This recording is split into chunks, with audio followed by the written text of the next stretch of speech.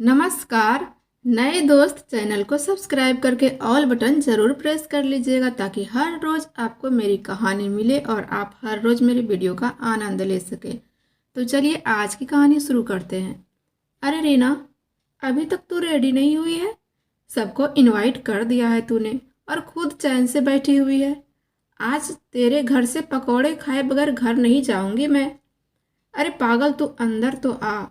सारा बात दरवाजे पर कर लेगी क्या? बाकी सिमरन मंजू सभी कहाँ रह गए हैं? तू चिंता मत कर रही ना, देखना सभी लोग आ जाएंगे कुछ ही देर में। चल मैं तेरा हाथ बटाती हूँ, किचन में गर्मा गर्म पकौड़े बनाते हैं और कड़क वाली चाय। सभी मिलकर पार्टी करेंगे, खूब मस्ती करेंगे। तभी रीना की सास आती हैं। किसी से कुछ कहती तो नहीं पर मन ही मन बड़बड़ाती हैं। आ गई चटोरी कहीं की, लगता है इसके माँ बाप इसे खाना नहीं देते हैं। जब देखो मेरे घर आ जाती है, कुछ न कुछ खाने को जो मिल जाता है। एकदम चट्टू है, लगता है इसके माँ बाप इसे कुछ देते ही नहीं, कुछ खिलाते ही नहीं। भला इस तरह बार बार अपनी सहेली के घर कौन आता है? ये बहुत गलत बात है। तभी रीना की सहेली की नज़र रीना की सासू माँ पर पड़ जाती है। नमस्ते आंटी जी। हाँ हाँ, नमस्ते नमस्ते कहकर फौरन वहाँ से हट जाती है। इतने ही देर में रीना की सभी दोस्त घर पर आ जाती हैं। सभी मिलकर चाय पकौड़े खाते हैं, खूब गप्पे करते हैं। रीना बहुत ही मिलनसार लड़की थी।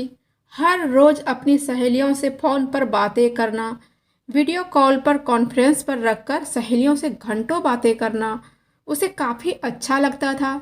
कुछ ही देर में रीना की सभी दोस्त अपने अपने घर चली जाती हैं। ठीक अगले ही दिन रीना फिर से अपनी सहेलियों से बात करने में लग जाती हैं।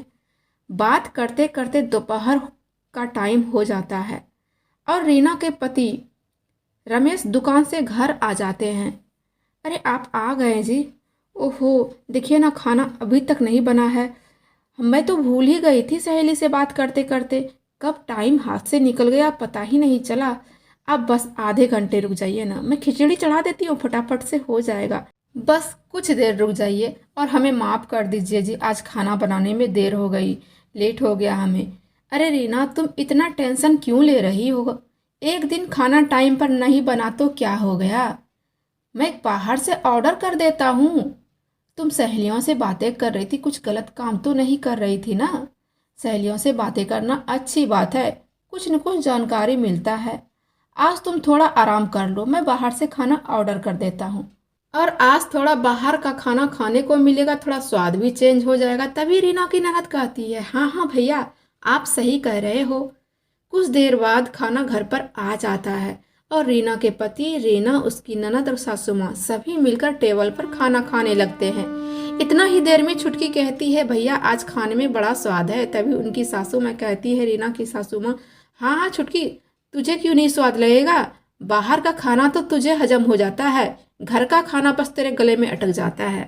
कुछ देर बाद रमेश खाना खाकर दुकान चले जाते हैं। तभी रीना की सासू माँ रीना को आवाज़ लगाती है, रीना जरा इधर तो आना। जरा ये बताओ, बाहर से खाना ऑर्डर करने का आइडिया किसका था? जरूर तूने ही कहा होगा।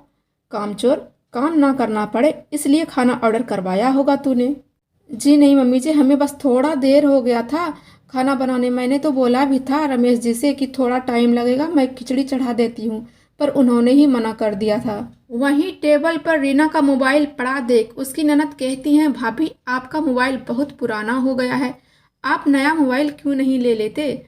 भाभी, वैसे भी आपने भैया से कभी कुछ नहीं मांगा, आप कुछ नहीं लेते हो, बस आपको मोबाइल ही सबसे प्यारा है, तो आप ऐसा करो ना, आप नया मोबाइल ही खरीद लो। तभी रीना की सासू माँ कहती है, हाँ हाँ, तुम अपनी भाभी को और सर पर बिठा कर रख, बड़ी आई है नई मोबाइल लेने वाली। यह सब सुनकर रीना को बहुत बुरा तो लगता है, लेकिन बेचारी कुछ बोल नहीं पाती हैं, बस सर झुकाकर अपने कमरे में जाकर सो जाती हैं। तभी शाम को जब रीना के पति रमेश दुकान से घर आते हैं, कुछ ही देर में दोनों पति पत्नी तैयार होकर अपनी सहेली की शादी में जाने लगते हैं। रमेश जैसे ही गाड़ी स्टार्ट करते हैं, गाड़ी खराब हो जाता है। तभी उसकी सासू माँ बाहर आकर कहती हैं, अरे गाड़ी खराब हो गया तो क्या हुआ? रीना की सहेली है ना, वो तो सबसे खास है रीना के लिए, उसे कह दो गाड़ी भेज देंगी, चली जाएंगी गाड़ी पर बैठ के। आखिर दोस्तों से सारा दिन बात करती रहती है, इसकी दोस्त उतना तो इसके लिए कर ही सकती है ना। यह सब सुनकर उदास हो जाती है और अपनी दोस्त को फ़ोन लगाती है रीना। चूँकि रीना का फ़ोन बहुत पुराना हो चुका था, इसलिए ख़राब होने की वजह से फ़ोन नहीं लगा। तभी रीना की सास ताना देते हुए कहती है, कोई बात नहीं, कोई बात नहीं, अपनी दोस्त से फ़ोन मांग लेगी, इतनी दोस्त है, इतना तो कर ही सकती है ना इसके लिए कि इसको एक फ़ोन गिफ्ट कर दे। आखिर दोस्ती किस दिन काम आएगी।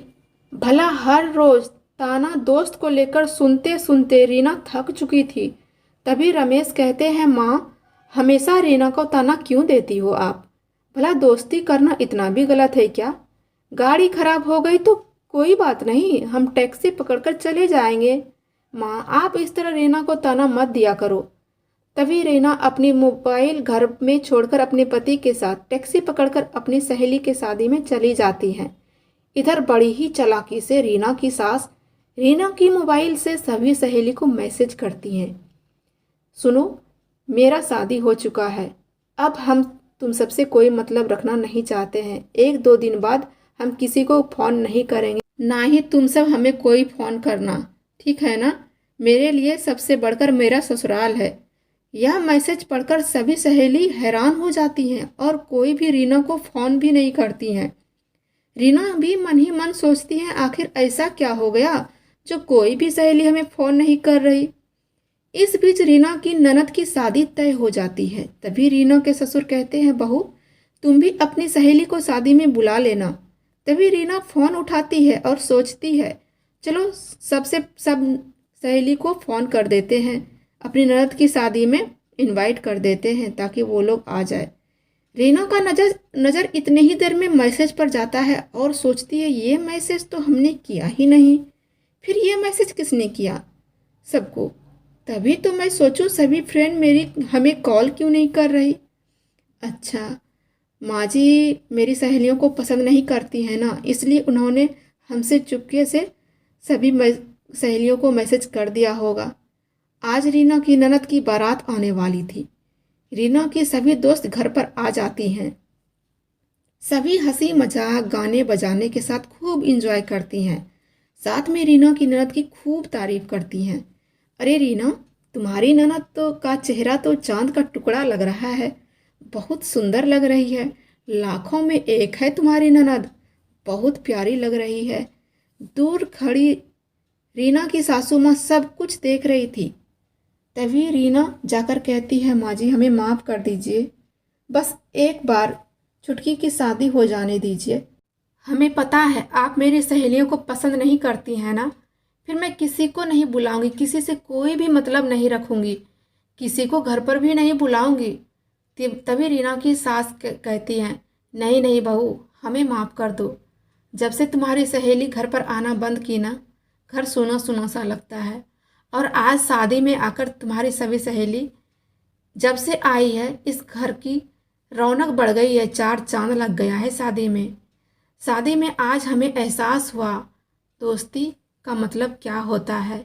आज के बाद से तुम्हारी सहेली से मैं कभी नफरत नहीं करूँगी, बल्कि मैं भी अपनी सहेलियों को याद करूँगी और उसे फ़ोन करके बातें करूँगी। दोस्ती हम सबके जीवन में बहुत ही ज़रूरी है। तो दोस्तों, ये शिक्षाप्रद कहानी छोटी सी आप सबको कैसी लगी कमेंट में ज़रूर बताइएगा। तो फिर मिलते हैं एक नई कहानी के साथ, तब तक के लिए हर हर महादेव, धन्यवाद।